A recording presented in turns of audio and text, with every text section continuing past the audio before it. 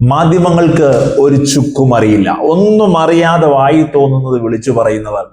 കാരണം കേരളത്തിന്റെ മുഖ്യമന്ത്രിയുടെ പിണറായി വിജയന്റെ ഒരു പൊതു പരാമർശമാണിത്, പൊതു സ്വഭാവമാണിത്. നിങ്ങൾക്ക് തോന്നുന്ന പോലെ പറയൂ, നിങ്ങൾക്കൊന്നും അറിയില്ലാത്തതിനെ നിങ്ങൾക്ക് ഇഷ്ടമോലെ പറയൂ എന്ന് പറയുന്ന പോലെ കേരളത്തിലെ മാധ്യമ സോഷ്യൽ മീഡിയ ചാനലുകളെല്ലാം തന്നെ പറഞ്ഞിരുന്നു.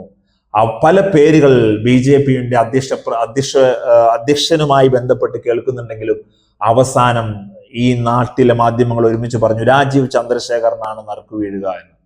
അപ്പോ പല കേന്ദ്രങ്ങളും പറയുന്നുണ്ടായിരുന്നു നിങ്ങൾ വെറുതെ അസംബന്ധം പറയുന്നുവെന്ന്. ഒടുവിൽ രാജീവ് ചന്ദ്രശേഖരൻ എന്ന തികഞ്ഞ പ്രൊഫഷണൽ, തികഞ്ഞ കോർപ്പറേറ്റ് സമ്പന്നൻ മുകളിൽ നിന്ന് കെട്ടിയിറക്കിയ രൂപത്തിൽ രാജീവ് ചന്ദ്രശേഖർ BJPയുടെ അധ്യക്ഷനായി ചുമതലയേറ്റിരിക്കുകയാണ്.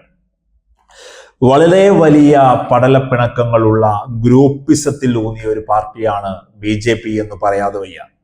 BJP ഇപ്പോൾ ഒരു കേഡർ പാർട്ടിയുടെ സ്വഭാവം കാണിക്കുന്നുണ്ടെങ്കിലും CPMന്റെ സംസ്ഥാന സമ്മേളനത്തിൽ AK ബാലൻ കരഞ്ഞിറങ്ങിപ്പോയപ്പോ, ഈ P ജയരാജൻ നിശബ്ദനായി മാറിപ്പോയപ്പോ മാധ്യമങ്ങൾക്ക് മുമ്പിൽ ആ പാർട്ടിയുടെ പടലപ്പിണക്കങ്ങൾ പുറത്തു പറയാത്ത അത്രമേൽ കേഡർ സമ്പ്രദായമുള്ള CPMനെ പോലെയൊക്കെ BJPയുമായി വരുന്നുണ്ട് എന്നതൊരു പ്രശംസാവഹം തന്നെ. പക്ഷേ നോക്കൂ, കൃഷ്ണദാസ് പക്ഷത്തിന്റെ വളരെ സ്ട്രോങ് ആയിട്ടുള്ള ഒരു കാൻഡിഡേറ്റ് ആയിരുന്നു പ്രസിഡന്റ് സ്ഥാനത്തേക്ക് MT രമേശ്.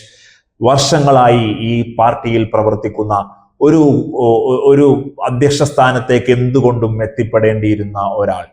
അതേപോലെ തന്നെ കെ സുരേന്ദ്രന് വീണ്ടും ഒരു മൂന്നാം ഊഴം നൽകുമെന്ന് വലിയ രീതിയിൽ പ്രവർത്തകർ പ്രതീക്ഷിച്ചിരുന്നു. V മുരളീധരൻ പക്ഷം ഒരു നിശബ്ദ സഹായം, ഒരു നിശബ്ദ സപ്പോർട്ട് കെ സുരേന്ദ്രൻ പക്ഷത്തിന് കൊടുക്കുന്നതുമുണ്ട്. അപ്പോ അവിടെയും ഒരു നിശബ്ദത ഇപ്പോൾ പടർന്നു കാണാം. ശോഭാ സുരേന്ദ്രൻ ഈ നാട്ടിൽ BJP ഇനിയെങ്കിലും ഒരു വനിതാ പ്രാതിനിധ്യമായി എന്നെ കാണുമെന്ന് കരുതി കാത്തിരുന്ന ശോഭാ സുരേന്ദ്രനും വലിയ രീതിയിലുള്ള ഒരു നിരാശയാണ്. അപ്പോ ഒരു കേഡർ പാർട്ടി എന്ന് തോന്നിപ്പിക്കാവുന്ന രീതിയിൽ നിശബ്ദതയുണ്ടെങ്കിലും രാജീവ് ചന്ദ്രശേഖരന് മേൽ വരുന്നത് ഗ്രൂപ്പിസത്തിന്റെ വലിയ രീതിയിലുള്ള ചലഞ്ച്, വെല്ലുവിളികൾ തന്നെയാണ് എന്ന് പറയാതെ വയ്യ. നോക്കൂ, കെ സുരേന്ദ്രൻ നടത്തിയ ആ ഒരു പ്രസംഗമുണ്ട്. എന്താണ് ആ പ്രസംഗം? ഒരു ദശാബ്ദമായി BJP ഇവിടെ വലിയൊരു ബഹുജന പാർട്ടിയായി വളർന്നിരിക്കുന്നു. 20% ഈ നാട്ടിൽ BJPയുടെ കാവിപ്പടയുടെ, മോഡിയുടെ പാർട്ടിയുടെ വോട്ട് ഞങ്ങൾ വർദ്ധിപ്പിച്ചെടുത്തിരിക്കുന്നു. ഇവിടെ വലിയ രീതിയിലുള്ള സംഘടനാ പ്രവർത്തനം നടന്നിരിക്കുന്നു. പാർട്ടിയുടെ വളർച്ചയുടെ, സംഘടനാ മികവിന്റെ അച്ചടക്കമുള്ള പാർട്ടിയെ സൃഷ്ടിച്ചെടുക്കുന്നതിന്റെ കഴിഞ്ഞ ദശാബ്ദം സഹായിച്ചെങ്കിൽ ഇനി വരുന്ന ദശാബ്ദം കേരളം BJP ഭരിക്കുന്നതിനാണ് പോകുന്നത് എന്ന് സുരേന്ദ്രൻ പറയുന്നു. ഒരു വാക്കുകൂടി സുരേന്ദ്രൻ വെക്കുന്നു. ആ പാർട്ടി അധികാരത്തിലെത്തുമ്പോൾ ആ പാർട്ടിയെ നയിക്കാനുള്ള ഭാഗ്യം, നോക്കൂ, ആ ഭാഗ്യം കിട്ടിയിരിക്കുന്നത് രാജീവ് ചന്ദ്രശേഖരനാണ്.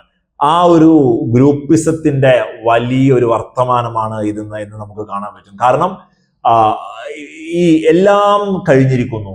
സംഘടനാപരമായി പാർട്ടിയുടെ വോട്ടുകൾ കൊണ്ട് ഏകദേശം 11 ലോകസഭാ മണ്ഡലങ്ങളിൽ BJP 1-ാം സ്ഥാനത്ത് വോട്ട് നേടിയതിന്റെ 3-4 നിയമസഭാ മണ്ഡലങ്ങളിൽ BJPയുടെ വോട്ട് ഷെയർ വലിയ രീതിയിൽ കൂടിയതിന്റെ, പാലക്കാട് മുനിസിപ്പാലിറ്റി ഭരിക്കുന്നതിന്റെ, പന്തളം മുനിസിപ്പാലിറ്റി ഭരിക്കുന്നതിന്റെ, വരാൻ പോകുന്ന ത്രിതല പഞ്ചായത്തിൽ സാധാ പ്രവർത്തകരെ എത്തിക്കാൻ ഈ കാവിപ്പട കച്ചമുറുക്കി ഇറങ്ങിയതിന്റെ ഒക്കെ ഒരു ആത്മവിശ്വാസം കെ സുരേന്ദ്രൻ ഇങ്ങനെ പറഞ്ഞിട്ട് പറയാ, ഇനി വെറുതെ നിങ്ങളങ്ങോട്ട് നിന്നു കൊടുത്താൽ മതി. ഈ പാർട്ടി അധികാരത്തിലെത്തുമ്പോൾ അതിന്റെ അമരത്തിരിക്കാൻ ഇങ്ങനെ രാജീവ് ചന്ദ്രശേഖരനാണ് ഒരു വലിയ രീതിയിലുള്ള ഒരു ഇതെന്ന്. പണ്ട് സൗരവ് ഗാംഗുലി ഇന്ത്യൻ ക്രിക്കറ്റ് ടീമിന്റെ കാര്യം പറയുമ്പോൾ, സൗരവ് ഗാംഗുലി ഓസ്ട്രേലിയയിൽ ഫൈനലിൽ 2003 എത്തിയത് വളരെ സ്ട്രഗിൾ ചെയ്യുന്ന ഒരു ടീമുമായിട്ടാണ്. അത്രമേൽ ഓസീസ് പട ശക്തമായി നിന്നപ്പോഴാണ് സൗരവ് ഗാംഗുലി ആ ടീമിനെ നയിച്ചെത്തിയത്. പിന്നീട് വന്ന ധോണിക്കോ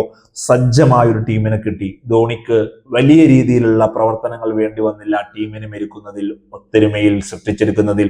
ധോണി ഭാഗ്യമുള്ള ക്യാപ്റ്റൻ എന്ന് ധോണി വിമർശകർ അന്നും ഇന്നും എന്നും പറയുന്ന പോലെ സജ്ജമായ പാർട്ടിയെ അധികാരത്തിൽ പേരിനൊരു പ്രസിഡന്റായി മുമ്പോട്ട് കൊണ്ടുപോകുന്ന പണി മാത്രമേ രാജീവ് ചന്ദ്രശേഖരനുള്ളൂ എന്നാണ് കെ സുരേന്ദ്രൻ പറയുന്നത്. ഒരു കാര്യം ഉറപ്പാണ്, എത്ര കേഡർ പാർട്ടി എന്ന് പറഞ്ഞാലും വലിയ രീതിയിലുള്ള ഒരു ഗ്രൂപ്പിസം BJPയിലുണ്ട് തന്നെ.